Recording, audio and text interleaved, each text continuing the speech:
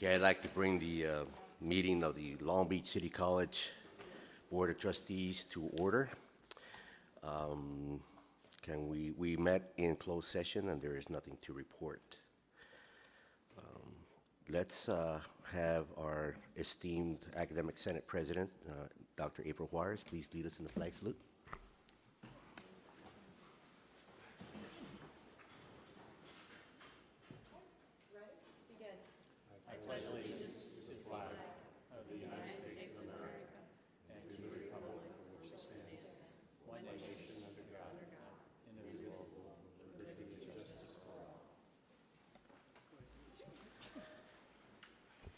Thank you, Dr. Juarez.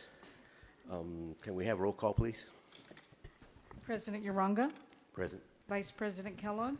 Here. Member Bowen. Here. Member Clark. Here. Student Trustee Donato. Here. Okay, before we continue, there was a reason for the having Dr. Juarez lead us in the flag salute, because actually this will be her last meeting with this board, and we want to wish her well in her future endeavors, and we have a little token of our appreciation for your departure. I want to give this to you.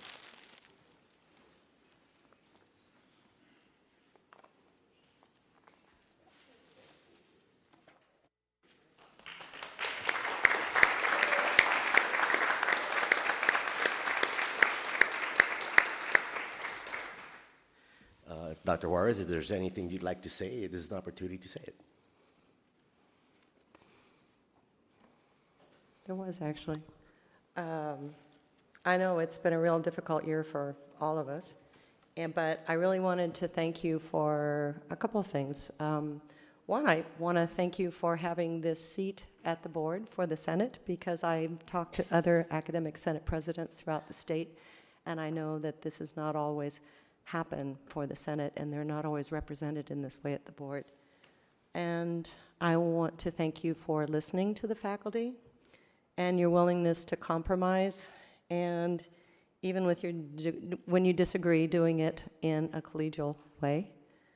And in a personal sense, I really want to say how much I appreciate the warm way that you have included me in all of the activities of the board. I've always felt very included, and I know that you will do the same for Phyllis Arias when she steps in here.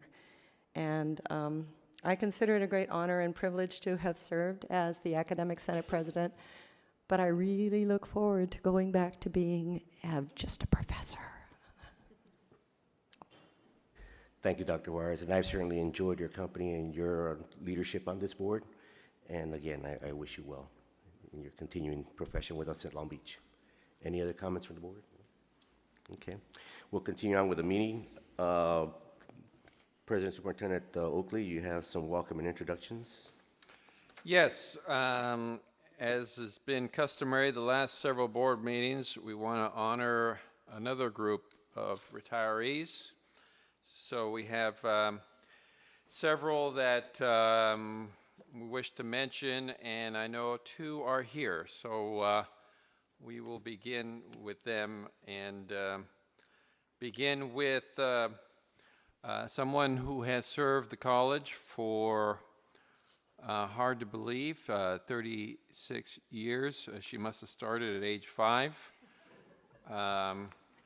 She has served as a professor of child development since 1991, was the director of College Children's Center before that, and just done a marvelous job for our students in the child development area. Has been part of the faculty leadership through the Senate, has been a co-chair for budget advisory, and just done many things for this college for so many years. I certainly consider her a colleague and a friend, and someone that I know I will miss, and I know everyone at the college will miss. Chris Jacobs, Child Development Professor, congratulations, and come on up and receive this certificate of appreciation.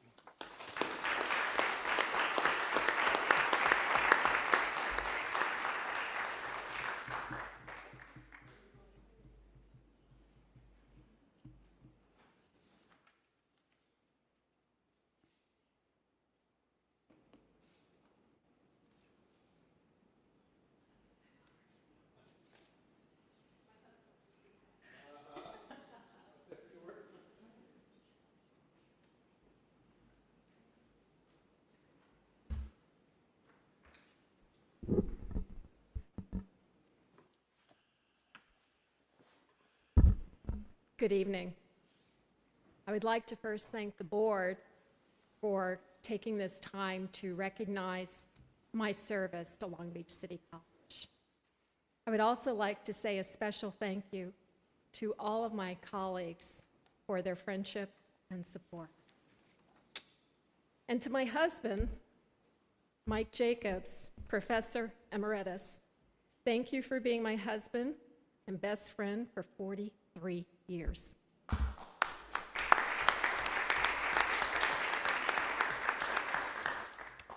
Honey, I'm finally going to join you in retirement.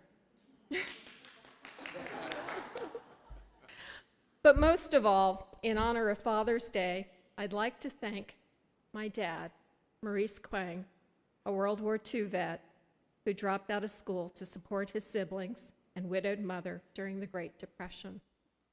My dad experienced hardship during and after World War II. He never complained about any of it, and although he was poor, had little formal education, and had experienced unfair treatment, he was always accepting of all people, no matter their income, education, ethnicity, or religion. Dad was a single parent. Every day, there was a roof over my head and food on the table. Dad taught me to read, and when I was 6 years old, he took me to the New York Public Library and helped me get a library card. During my childhood, he would discuss politics and world events at the dinner table. Whenever I asked questions, he would say, "You can figure it out or look it up." Dad died in 2002. He didn't have much in the way of material things, but he left me his most important things: an unabridged dictionary to look things up, the chess set he taught me to play on, a collection of classical music, and his Bible. And Dad gave me the values I brought to Long Beach City College over the last 36 years. If he were here tonight, he would probably say, "Good job, kiddo." Thank you, Dad, and good night, and thank you all for this career. I really appreciate it.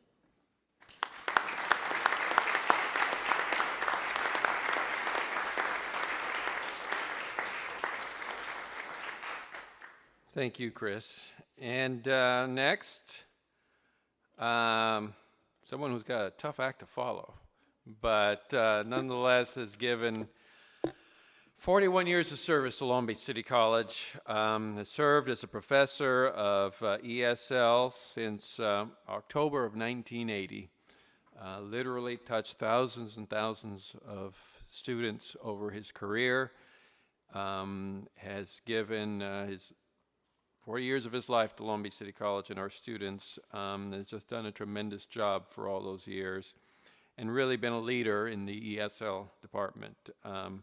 So for all his years of service, please join me in congratulating Professor of English as a Second Language, David Thrift. Come on up.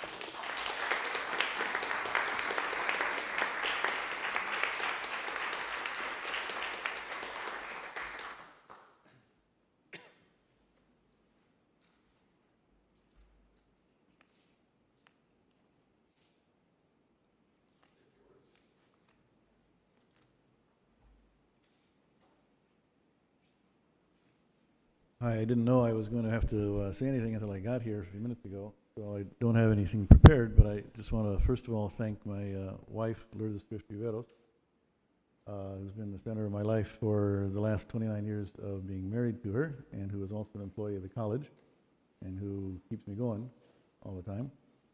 I'd like to say that I'm very grateful for having had the opportunity to teach all those thousands of students, I guess, that Mr. Oakley mentioned, and also for having worked with so many kind and caring colleagues. So thank you.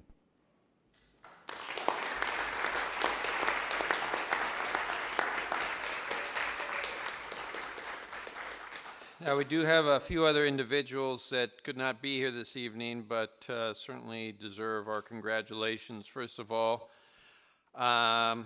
we have Tom Killian, who has been recognized several times over the last week or so. He's served Long Beach City College for 44 years. He is one of those people that we thought would always be at Long Beach City College, but at the last minute chose to retire and to leave us. He's been a professor of mathematics since 1969. And has just done a tremendous job for so many years. So please join me in congratulating Tom on his retirement.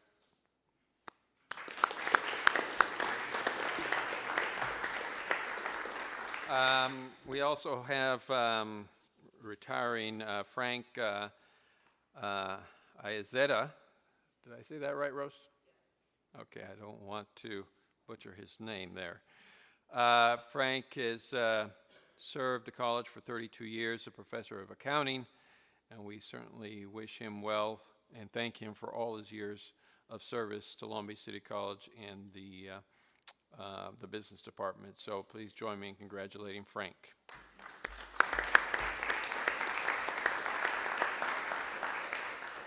Also retiring after 27 years of service, Olympia Salmas, professor of office technologies. Olympia started with us in 1986 as a professor of office technology, certainly seen a lot of changes in her area and has served us tremendously over those years. So please join me in congratulating Olympia.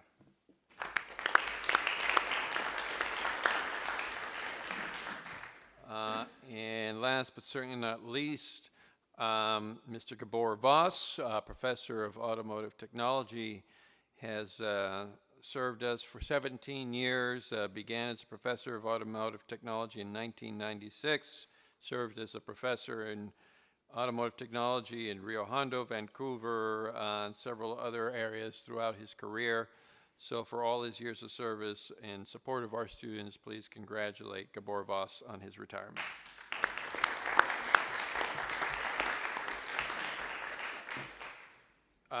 That's all the retirees I have. We were expecting Patricia Hayes to introduce some students. Patricia's not arrived yet. I don't see her. If she arrives later, I may interrupt and let her introduce her students as well. That'd be fine. Otherwise, that's all I have. Oh, thank you, and I want to certainly add my congratulations to all the retirees. A lot of institutional knowledge you're taking with you, and of course your experience and your mentoring abilities for future and upcoming instructors in your areas, and I wish you well, wish you luck. Happy travels to all of you. Thank you. Okay, can we have, next item on the agenda is the approval of the minutes of May 28th. Can I have a motion, please? Second. Okay. Any amendments, changes? Okay, hearing none, adopted as presented. Mr. President, the student trustee had a comment. Okay, Andrea? Yes, with all due respect, I consider that the minutes during public comments on non-agenda items are not reflecting what people is saying. I can speak myself. Last meeting, I did not share my concerns about Assembly Bill 955. I presented a resolution that the Civic Engagement Club, an active organization in this campus, passed in opposition of that bill. I felt that public comments on agenda items or on non-agenda items are the voice of the people and should be reflected a little more accurately. The secretary would like to respond to that, or Superintendent President? Well, I'll respond, and I appreciate student trustees' comments, but the board has had for many, many years policy of not having verbatim minutes. Those public comments are certainly available for the public if they wish to be heard, but the board policy is to not take verbatim minutes of the meeting. So I appreciate the comment, and we'll certainly work on trying to incorporate as much of the spirit of the comments, but per Ed Code, we do not take verbatim minutes. Yeah, if I can add to that, I recall when I first started as a board member, we did have verbatim minutes, and the document was just very thick, and it was all the hems and haws and everything that was included in there. So we decided to go ahead and have a minutes that would be reflective of the gist and the spirit of the comments that the individuals were putting into their were stating at the podium. Also, individuals can certainly visit the website, go to our board agenda meetings, and hear the full discussions and everything that was basically discussed at that meeting. So they're certainly welcome to do that as well. Trustee Kellogg. No, that's exactly right. When we went away from that old, where we had everything in writing, was the same time that all our meetings became televised. So if people want to actually watch, see, hear, they have that opportunity. And so what we did at the same time was to eliminate that format for writings. And so it fit out very well. So. Okay, any other comments regarding the minutes? Okay, accepted as presented. Ordering the agenda, do I have any individuals, anybody would like to reorder the agenda? Seeing none, we'll move forward. Welcome to the new trustee. Well, she's already made her presence known. She's here. Andrea Donado, why don't you, this is an opportunity for you to introduce yourself. What's your major? Tell us a little bit about yourself. So, I'm looking for get a degree of sociology from Long Beach City College, and then transfer to 4 years university and major in gender studies. During my period as student trustee, I will be sure that the student's voice is well represented. My commitment is with the student, and I am willing to work with this board and with this administration for the best of the students. That's all. Yeah, thank you.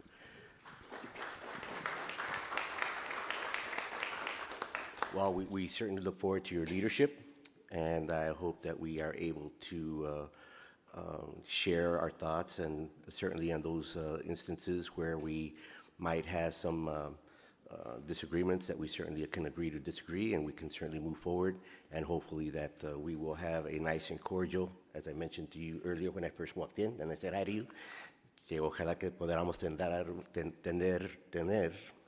una relación cordial, which is having a cordial relationship between us. And one thing that I want to mention, which I think is very important at this time, because we had a trustee last, your predecessor, miss a couple of meetings. So one part of leadership is to attend meetings. The other part of leadership is to participate in meetings. Another part of leadership is also to respect the individuals with whom you are meeting with. So I certainly hope that we are going to be able to maintain that type of relationship to the point to where we can work together to solve problems and not create problems, and be part of the solution and not part of the problem. Okay, thank you. Any comments from my colleagues? Okay, hearing none, we shall continue, and welcome again. Presentation of certificates, Citizens Oversight Committee, Eloy? Yes, thank you, Board President Uranga.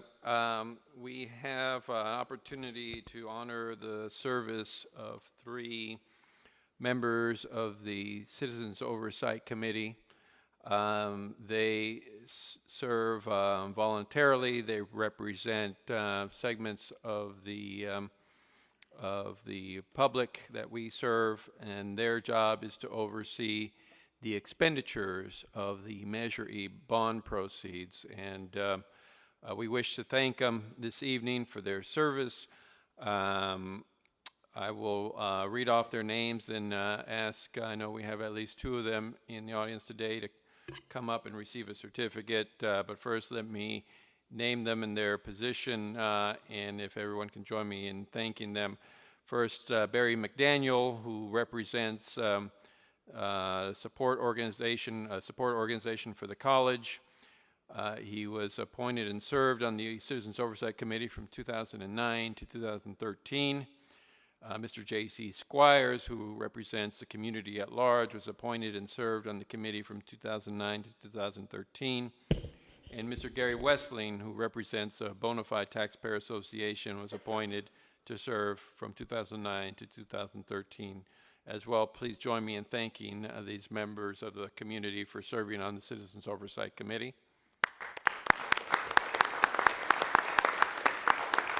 Now, I know two of them are in the audience today, so first I'd like to ask Mr. J.C. Squires to come up and receive a small token of appreciation from the Long Beach Community College District Board.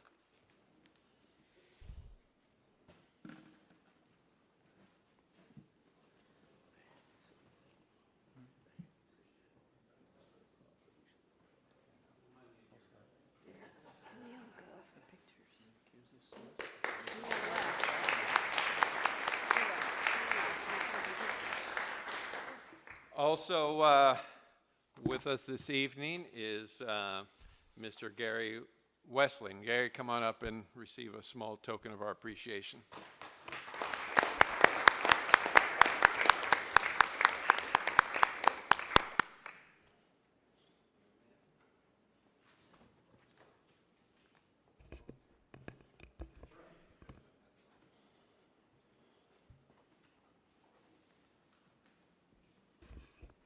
I don't believe Barry could be with us this evening, but we have a certificate of appreciation for him as well. President Oakley, I got a message just a few minutes ago. Barry had a death in the family, so he was racing to catch a plane, but he sent his regrets for not being here tonight.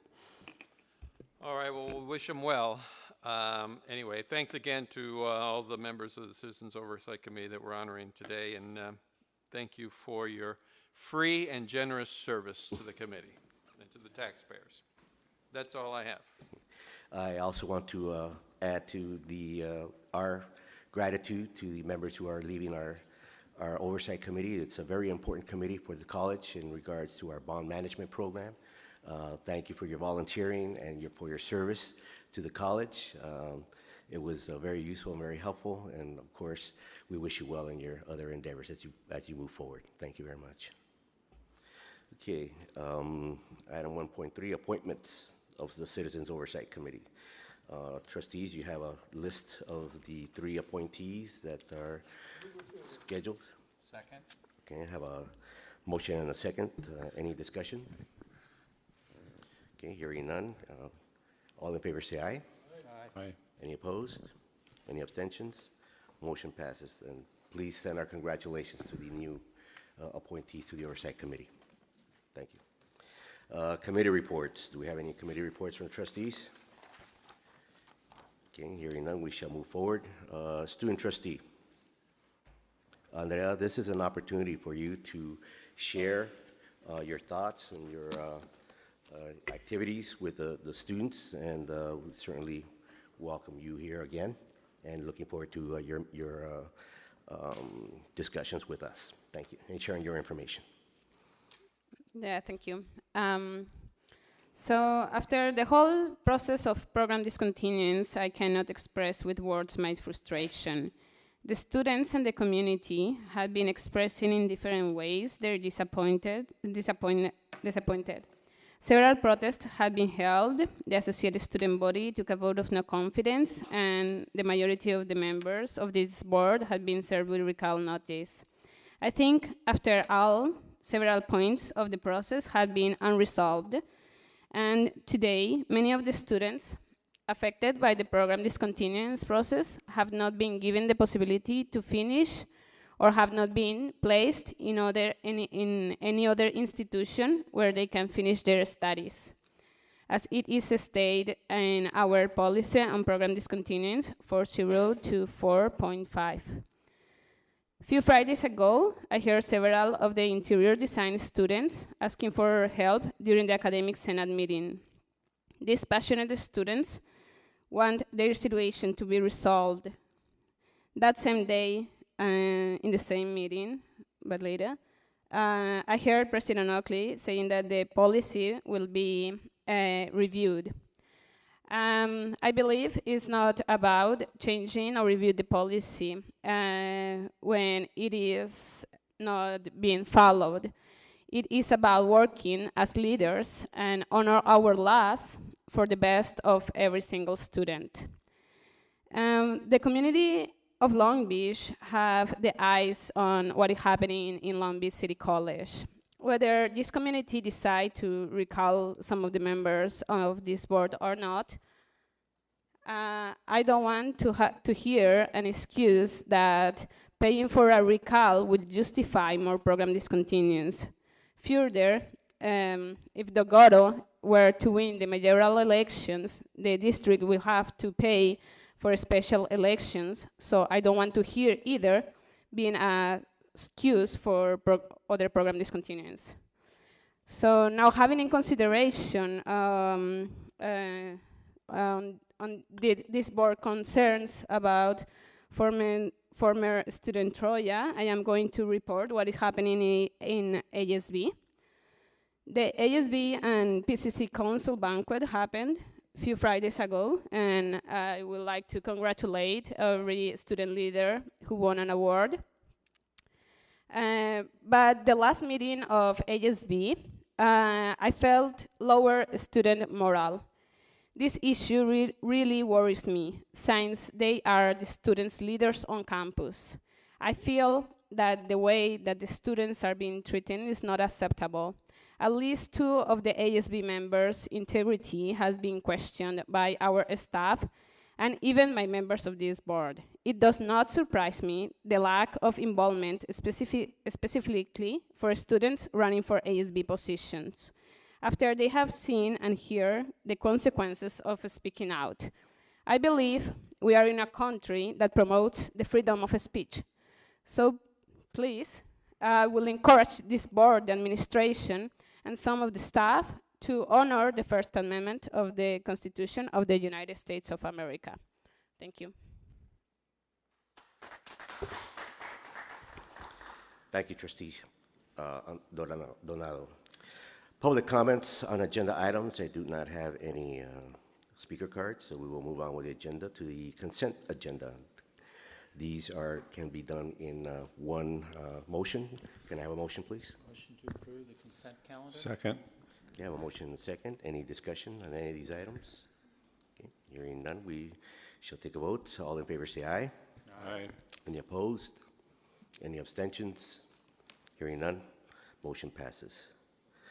Okay, we are now at the regular agenda. Academic Senate, no items, no report. Superintendent President. Yes, thank you, Board President Uranga. I also want to echo the comments at the beginning of the meeting and thanking our Academic Senate President for this year, Dr. April Juarez, for her service, for being a constant, consistent, persistent advocate for faculty, for working with me in a collegial manner throughout the year, and for, again, working through a very difficult process and helping me, helping the college move through it in the best way possible. I have the unique perspective of working directly and intimately with the Academic Senate President. And certainly this year has been a very difficult one, but April carried herself in as professional a manner as I've ever seen. And I want to thank her for that and wish her the best going back to the classroom. Let her know that I will miss her. And again, thank you, April, for doing such a fabulous job as Academic Senate President. I also want to, and the next meeting we'll have an opportunity to congratulate Phyllis. I met with her earlier today and just want to congratulate her on her election as the new Academic Senate President. I look forward to working with her in the new Academic Senate leadership. I also want to give congratulations to one of our administrators. Dr. Byron Breland has accepted the position of interim president of San Jose City College. So Dr. Breland will be leaving us this month to go off and tame the San Jose City College issues that he'll have to face, but I think that he's armed very well with the skills that he's learned here at Long Beach City College, and we wish Byron very well, and I expect that he will be a success at San Jose City College. Let me also say thank you to everyone who participated in commencement, who helped put the commencement ceremony together, to all the facility staff, student affairs, all the communications, Camille and her team, media, everyone who helped put it together. It was a terrific ceremony, so thank you again for doing a fabulous job. From my point of view, everything went perfect, so thank you. And want to thank all the faculty and staff who attended. It was a great ceremony, and I thought this year in particular, both the valedictorian and our commencement speaker did a fabulous job of representing the values of Long Beach City College. Let me also say that although Student Trustee Donato made comment of it, I was going to mention that I did have an opportunity to meet with the Academic Senate at their last meeting of the year. I was invited to give an update on where we are, and certainly look forward to working with the Academic Senate on the issues that are before it and trying to provide the support necessary for the faculty to accomplish all of their goals throughout the academic year. We will have quite a bit of work to do in the fall. We will be hiring quite a bit of new faculty and working with the Academic Senate to ensure that as we expand class offerings, which we will be doing in the next academic year, that we continue to ensure that we have the highest academic quality possible at Long Beach City College. Before I forget, I failed to thank one other individual for commencement. That's Marshall Fulbright, who was the faculty coordinator and who I think is directly responsible for many of the changes that occurred in the commencement ceremony, the positive changes that occurred, and did a fabulous job of working to get as many faculty out to commencement as possible. So I want to thank Marshall for that. Finally, because the board is, I know, interested in following Assembly Bill 955, I know it was sent out earlier, but I know I was asked by one of the trustees to make sure and bring this tonight. I wanted to pass it out to all the trustees. The Los Angeles Times published an editorial this morning in support of Assembly Bill 955, so I just wanted to make sure you had that in your hands. That is the latest that we have on that bill. That's all I have. Okay. In your reference to Phyllis, that'll be Phyllis Arias, correct? Yes. Okay. Pronounce it my neighbor. Academic affairs, no items, no report. Student support services, no items, no report. Administrative services, Ms. Gable. Yes, the first item that we have is the 2012 annual report on campus crime, and Lieutenant Julie Pryor is walking up to the podium to give us the update on where we were in 2012 with our crime statistics.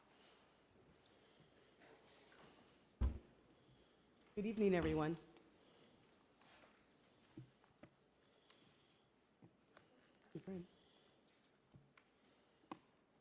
Break this down first by each of the campuses, and then I'll do the combined.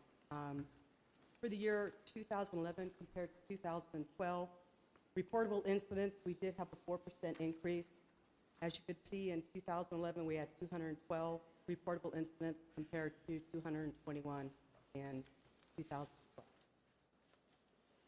For the Pacific Coast campus, we showed an 8% increase in those reportable incidents for that campus.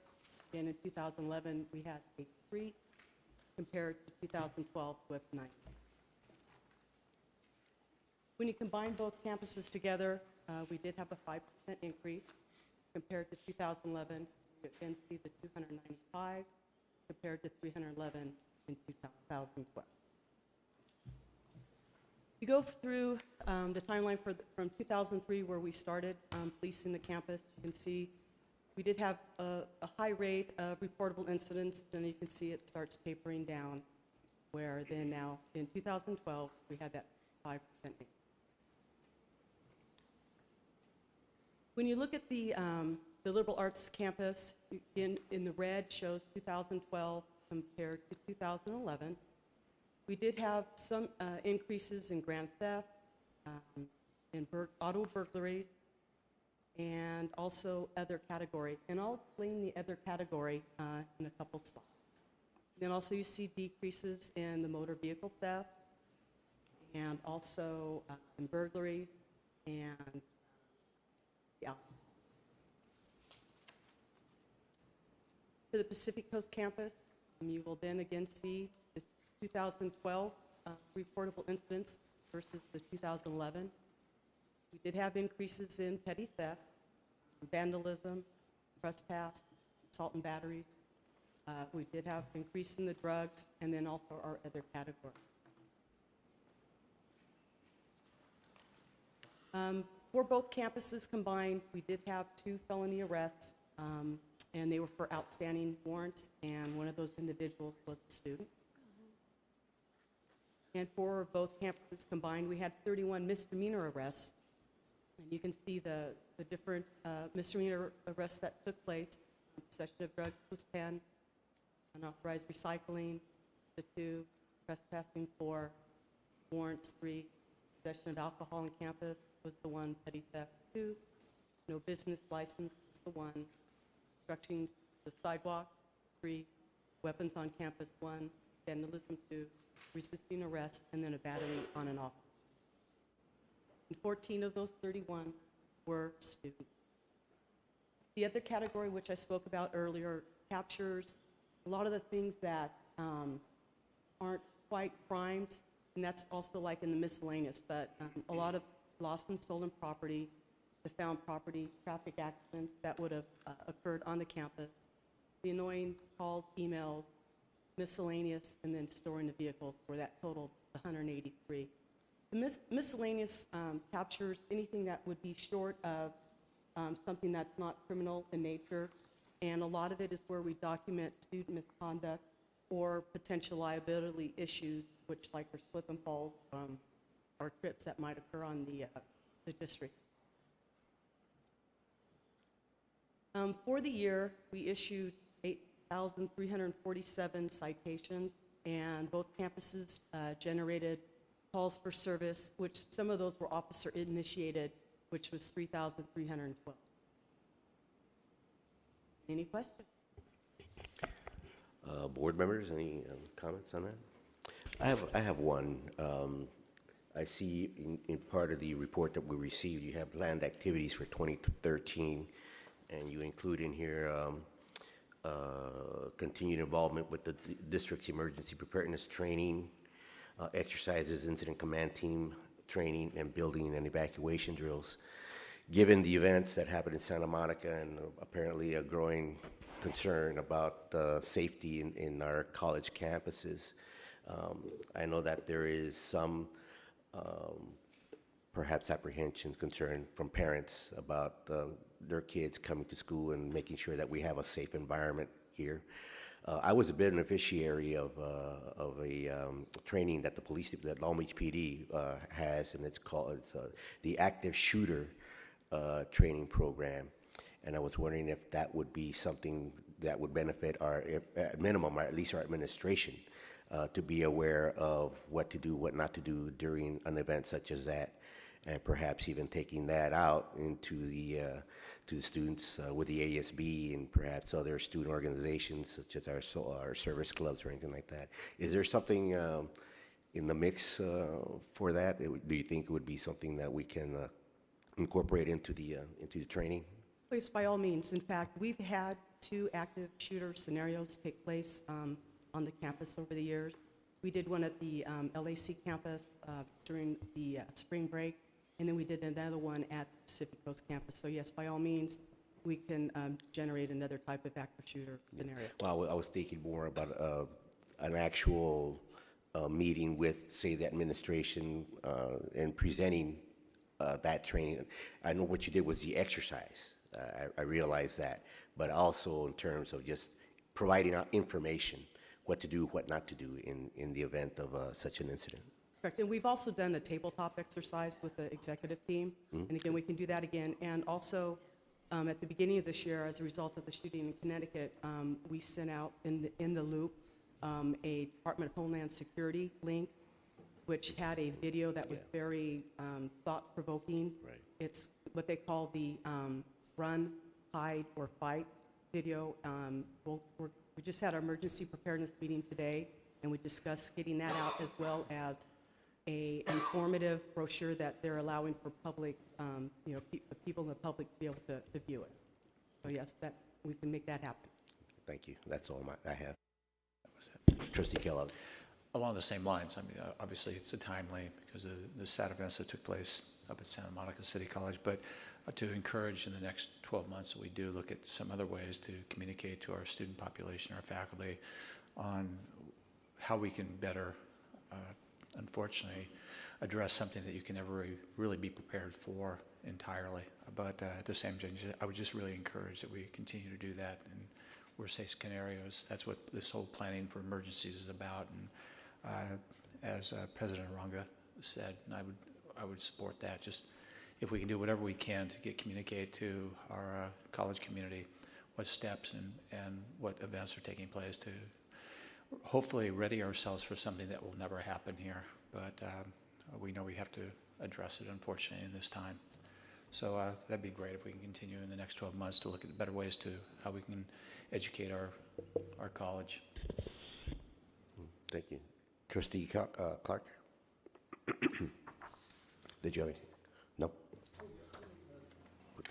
Let me turn this on. Do you see any rationale or any trends behind the increases in particular areas, or anything that you look at and are a little bit suspicious about? Or As far as the active shooters, or just anything in general on the campus, sir? on the campus? In other words, we had an increase. A And I'm lot of it curious has, a lot of it has to do with the property crimes. And what happens is, we try and be a trusting society, and students, faculty, they might leave something like an iPhone or a computer sitting in their backpack or on the desk, and they just leave it unattended for just a mere couple seconds, and they come back and it's gone. So we did see, a lot of what we consider property crimes as a result of, not holding on to your personal property. Thank you. Any more comments on that? I Thank you just very have much. a quick comment. I was just a little bit concerned about your statistics because I know I received more than 2 annoying phone calls. Well, sir, I believe you did not want to be a victim on a few of them, so we would not have documented as such. Thank you, Lieutenant. Wonderful. Great. And happy Father's Day to everyone. Thank you very much. Speaking of the incident in Santa Monica, I'd like to end this meeting in the memory of those individuals that were certainly affected by the incident that took place over the weekend, last Friday. One of our colleagues, a trustee at Santa Monica City College, Margaret Quinones, had family that was murdered in that incident. So our hearts certainly go out to her and her family for their pain. So we'll do that at the end. Facilities update. I'm sorry, Anne Marie. Yes, and actually, we are going to turn this over to Mr. Tim Wooten, who is our Director of Facilities, who's going to give us a bond construction update. Good evening. The agenda tonight is broken, the construction update for the facilities is broken into 3 different categories. We have current project, upcoming project, and completed projects, and we're also going to cover our long-range construction schedule, and also a short summary on our energy rebate that we worked on. The first project under current construction is our stormwater compliance project for the front quad. There is 2 phases of this project, which I'll cover the second phase in the upcoming projects, but this project addresses the stormwater runoff for the major portion of our campus between Building A and Carson Street. And this project has what we refer to as a passive collection system, and what it does is it collects the stormwater for this whole entire area and puts it into dry wells. I believe there's about 13 dry wells that go about 15 feet deep, and we intend to put that back into the groundwater. And the landscape portion of this project is about 98% complete. All the walkways are open to the public. Right now, we just finished all the hydro seeding. They came in and applied the hydro seed today. And so it'll probably be about a month before we see grass that we can actually mow out there, but that hydro seeding was completed for today. And I think it's important to point out that especially with the current condition of some of the palms, that we do have a 2-year warranty for all the landscape planning out on this project. And we have already requested the replacement of, I believe, 10 of the Canary Island palms due to the fact that the contractor hasn't met his obligations to keep those Canary Island palms in good health. Moving on to PCC campus, building AA and BB. We're currently completed the demolition and the hazmat removal for this project. As you can see, we've pretty much gutted the old building, and they have started on the structural concrete footings and the seismic reinforcement. This is a 2-year project, and we anticipate the end of the construction roughly around the spring of 2015. And then also on the PCC campus, we have our Building CC project, which is the fitness center. And this is actually a 2-phase project, so I'm showing you the second phase first. And the second phase includes all the hardscape and landscape on the exterior of the building. We've completed the PCC turnout and drop-off. If you can see the picture, it's where all the 3 white work trucks are parked, and that affords our students an opportunity to pull off a PCH and drop and have easy access to the campus from that point. The first phase is actually we completed and issued substantial completion on May 10th. We're currently working out the punch list items for the building, and this is a couple of slides. The one on the right is the aerobics area, and the one on the left shows some of the new equipment that was bought for this facility and is already installed. So we have an estimated move-in date of July 2013, so we look forward to getting there and occupying this building. So the second phase of the LAC stormwater runoff compliance project is the center quad, and the center quad collects almost the entire central part of the stormwater. And the California Resource Water Board requires that we retain a 50-year storm on our campus. And in order to do that, I had mentioned that we had a passive system on the first phase. Well, this phase, we had so much water to deal with that we have what we call an active system. And that active system involves retaining water on our campus and pumping it out after the storm has passed. So right in the middle where it says turf, underground, you won't be visible, but there'll be a 360,000 gallon retention tank. And we will retain all the water that drains from all of those surrounding buildings into this tank, hold it during the storm, and then pump it out after the storm has passed. The contract has been awarded to Pima Construction. They're scheduled to start this month. We have a schedule right now that the construction fence will go up on June 18th.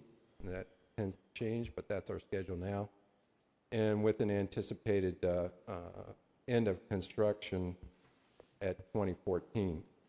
I want to share with you here, this is our construction phasing plan, and we know and we realize that this plan is going to be quite disruptive. As you can see on the phase 1, 2, and 3, that is the fire lane that goes from Faculty Avenue to basically the parking lot on the Clark Street side. And so we're going through some very narrow areas there that are close to the building, a lot of student traffic.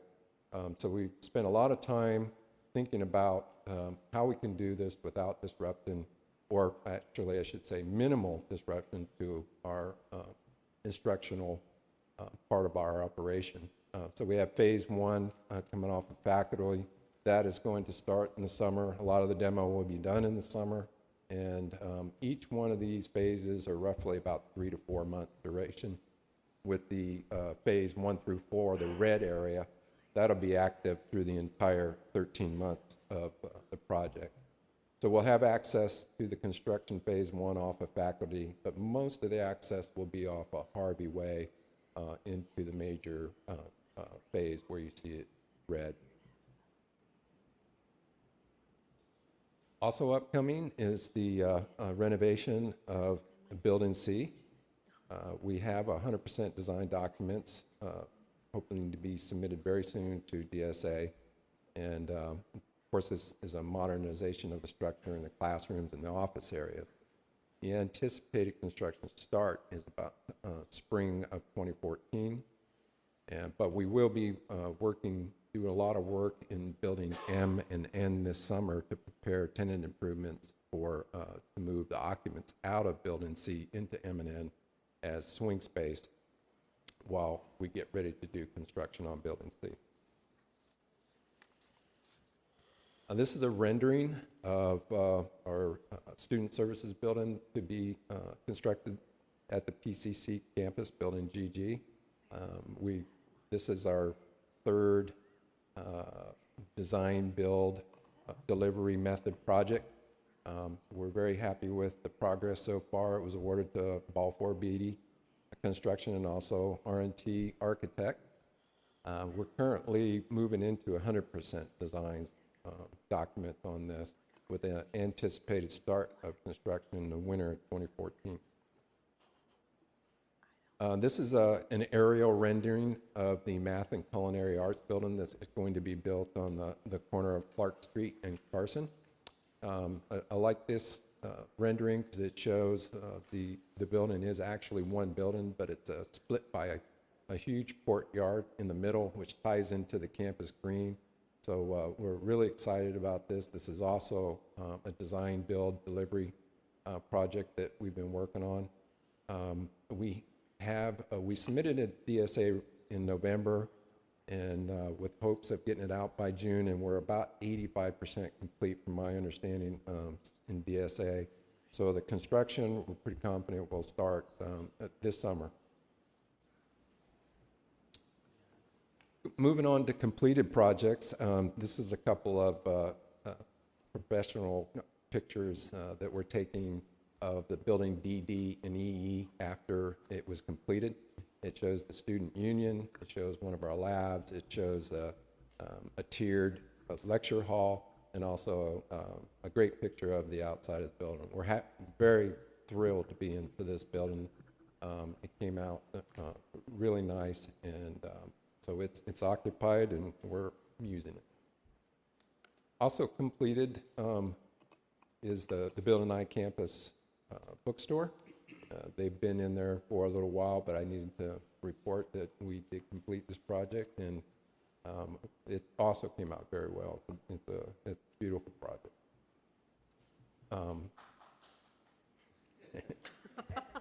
Moving on to Building A, it's another project that came out really well, especially considering the trouble that we went through getting it built. So we're really happy with the end outcome. This is a picture of the courtyard that is just, it's beautiful, and so I wanted to share that with you. Along with another project that we had a really old roof on Building S, and we got a completely new roof. It was finished in May. In addition to the new roof, it also included replacing all the expansion joints from the original construction of the building. It has, I believe, 5 expansion joints in the bleachers. They were all leaking water like a waterfall, and so all of those were replaced along with the roof. Completed construction project, Building D. I say it's complete. We still have a couple upcoming projects, but we've been biting this off with bits and pieces. 2 major pieces were done last summer and last winter break. All the classrooms were painted, all the hallways, stairwells, exterior building was painted, all the ceiling tiles were replaced as needed. We had new code base and new air conditioning registers. So some of the things that are upcoming are some bathroom partition and fixture replacements, and also an elevator replacement.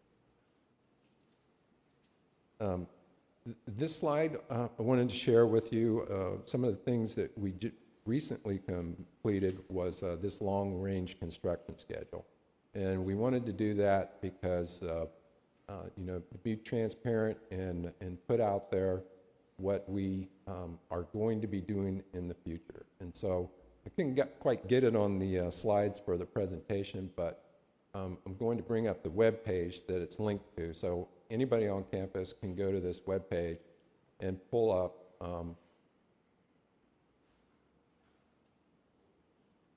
we have we have a list and a graphic. So the graphic, basically you can look at the buildings, you can scroll through and see you know, the approximate date that we're scheduled to do remodels or build on these projects. As you can see, the current one is the stormwater runoff. And so we did that for both campuses. And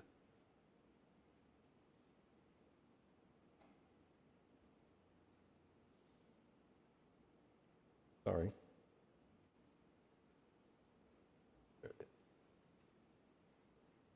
We have one for the LAC campus and one for the PCC campus. And it also shows the dates of when we're going, estimated time we're going to do after. We also have a list that will go into a little bit more detail about, and these are listed by the building number, not by date.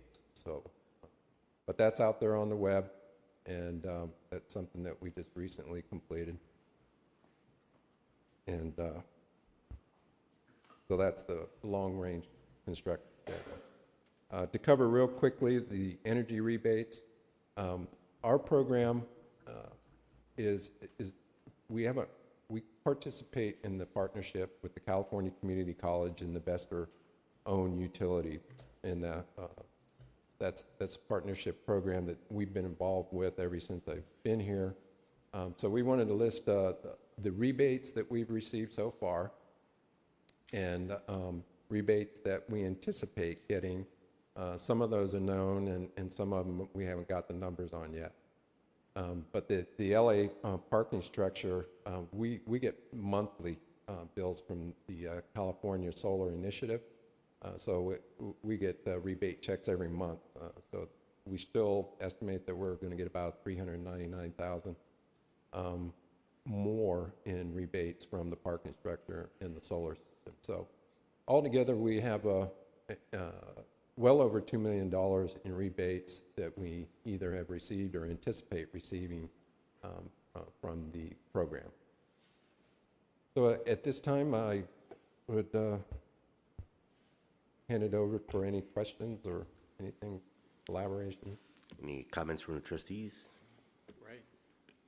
Dr. Clark? Go ahead. Put it on. What would be the source of the rebates? The rebates are from the partnership. It's mostly from the investor-owned utilities, which are required by the CPUC to have a program, a rebate program. Okay, thank you.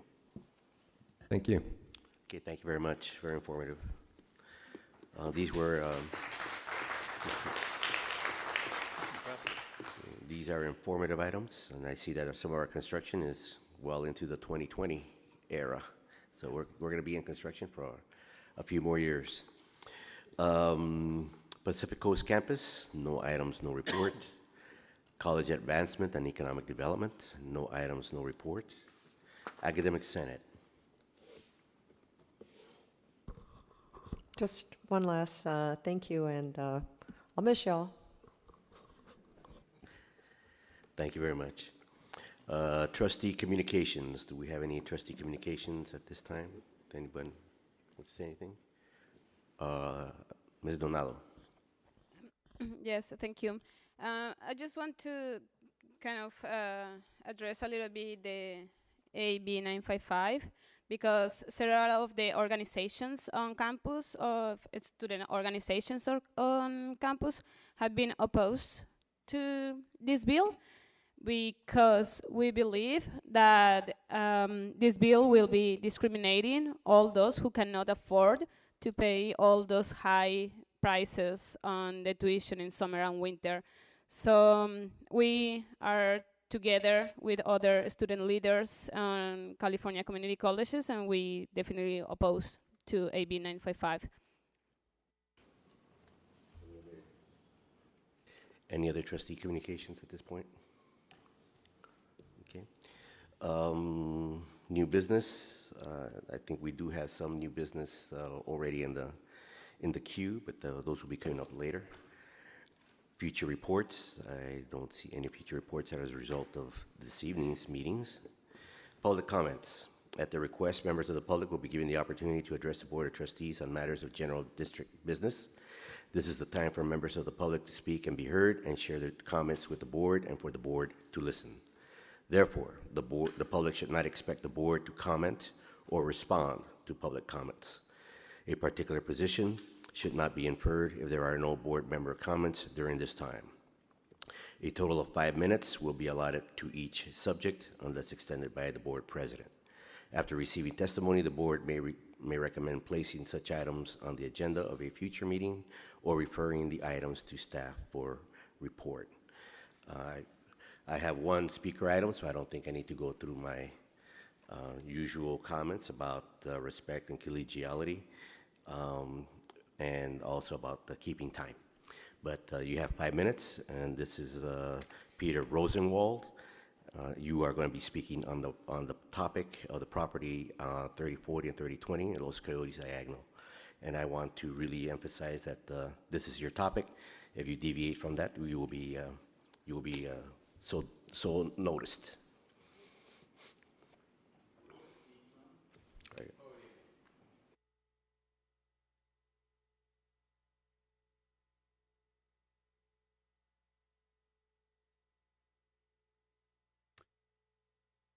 Good evening, honorable members of the board, board president, vice presidents, student trustee, and assembled citizens and people viewing this on YouTube. I wanted to comment on properties which the college owns located at 3020 and 3040 Los Coyotes Diagonal near Wardlow and Los Coyotes Diagonal. Near Ralph's. If my questions on this topic had been answered in a timely manner by the government relations coordinator, is that Mr. Mark Taylor?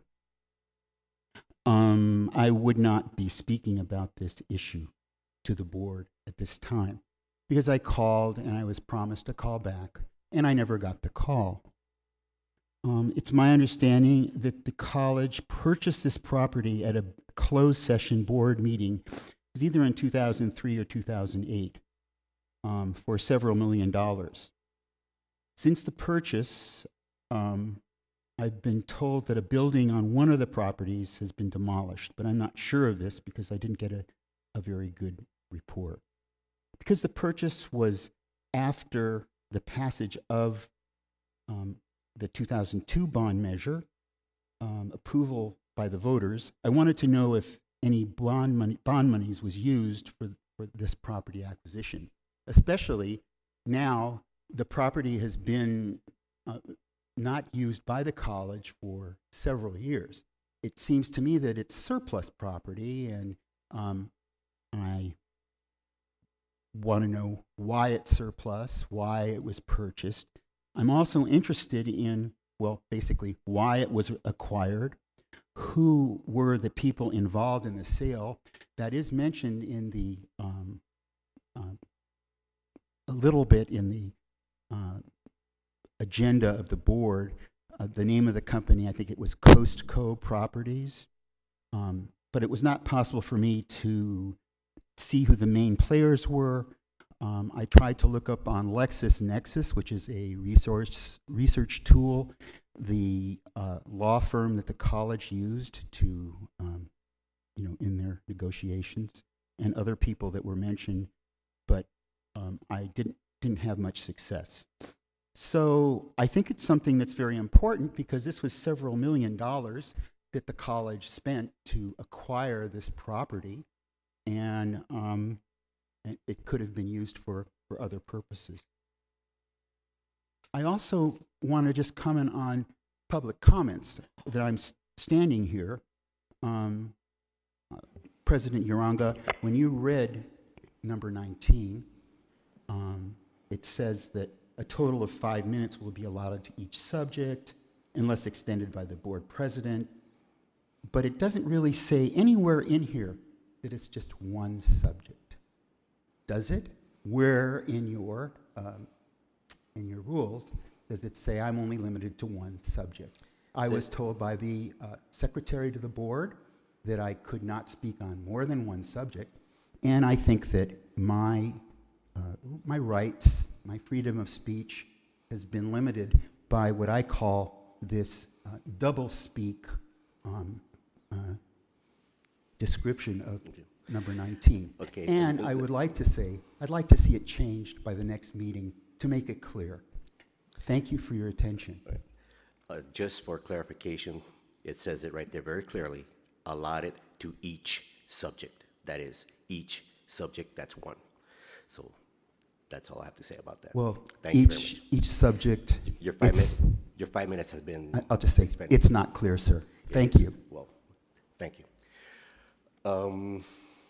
Hearing any other, we're not going to be going into a closed session, so I'd like to take this opportunity to have a moment of silence before we adjourn in the memory of the individuals who were hurt by the incident at Santa Monica College. So if we could just take a few moments to reflect on their loss.